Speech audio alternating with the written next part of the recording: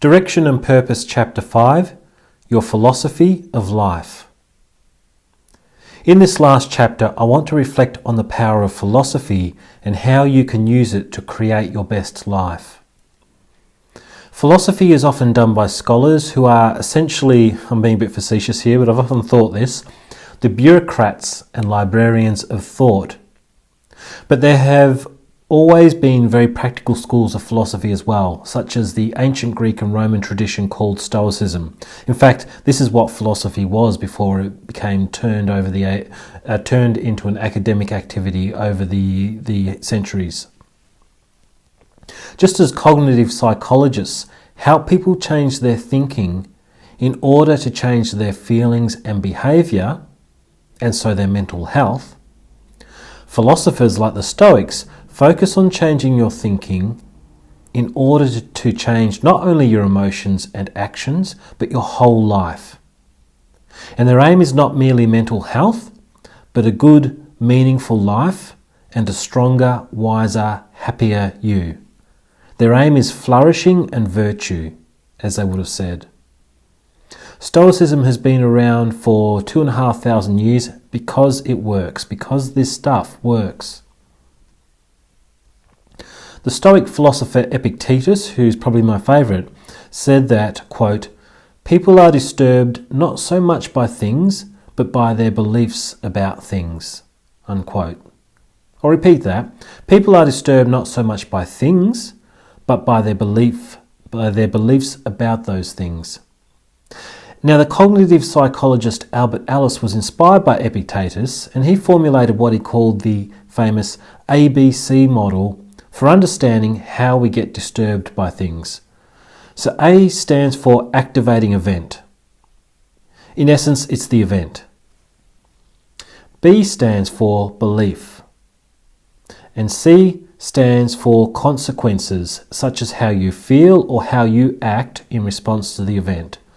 So although it's called ABC, I think he was doing that to be kind of neat and nifty, but really it's about the event, the belief, and the consequences in terms of your reactions. So in the language of the if-then technique, A is the stimulus or situation, and C is the response to it. And now here's an interesting thing. We often make the mistake of thinking that there is only A and C, that there's only stimulus and response. So the event, the activating event, is somebody is rude to me at work. The consequence, the reaction, is I get angry, or maybe I get depressed, or maybe I get anxious. So I'm using this example from the last chapter. We assume that our reaction is the natural, logical one. But why does one person get... Now this is such a big thing, and I often point this out in counselling. Why does one person get angry while another person gets depressed in response to the exact same event? You can lay in a whole bunch of different emotions here. Anger, depression, anxiety, all sorts of things. People will have a different response, and if they haven't reflected on this, they'll often think that their response is the logical one to it, and no, it's not. And so you can learn a lot about yourself by asking why that reaction. And we'll go into how you can unpack that, how you can actually ask that question of yourself. So what is the difference? Why do people have different responses to the exact same event? Well, it's belief. It's this middle one we left out. It's B, belief. Your belief filters how you experience the event. It determines how you feel and what you do in response. That's Epictetus. People are disturbed not so much by things, but by their beliefs about things. And we could add to Epictetus, the way in which they're disturbed is determined by those beliefs. So here are two examples of the same situation, but mediated by different beliefs. Notice how it is the beliefs rather than the event which leads to the different consequences. So the first, the activating event is somebody is rude to me at work. The belief that I have is that rudeness expresses somebody's attempt to stand over me, so it must be fought against. What's the consequence going to be? Well, here's one typical one. I will get angry, because anger is a way of fighting. It's fighting back. It's refusing to be stood over.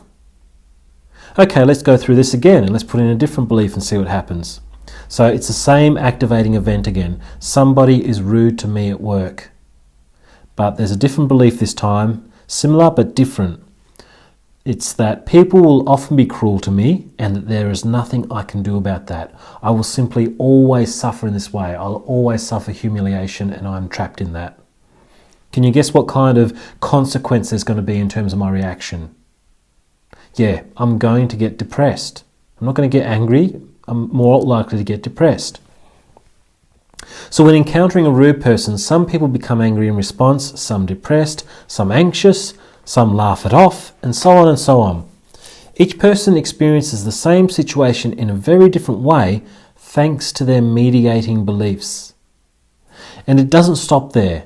And this is where I start to sound at first like the author of The Secret, except that what I'm offering is sound empirical psychology. Here is one of the biggest things that I've learned after 10 years of being a counsellor. Your life is a feedback loop. This is profound. This is really vital. Your life absolutely is a feedback loop. When people go into sort of this manifestation philosophy or whatever, sometimes they can do it completely wrongly and sometimes in terrible ways, but in terms of, blaming people for their misfortune. But the thing they're tapping into that they're just misunderstanding is that life is actually empirically a feedback loop. So as a further consequence to your belief, each person will create their world in a different way. So as a consequence of your belief, you'll have a certain experience and you'll have a certain reaction, but you'll also start to create the world around you in a certain way. For example, angry people will arouse more rudeness in others because other people will see their anger and not know what it's about, but just react badly and curtly to it. Depressed people, they're going to get kicked around more often.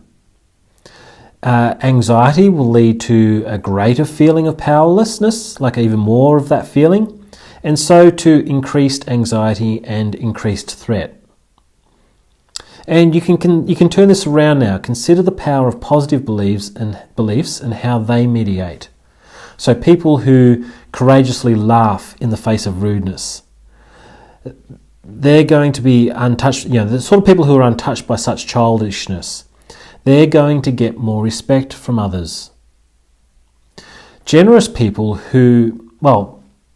generous people are going to be treated more generously by others, assuming they're wise and they're strong enough not to let themselves be abused.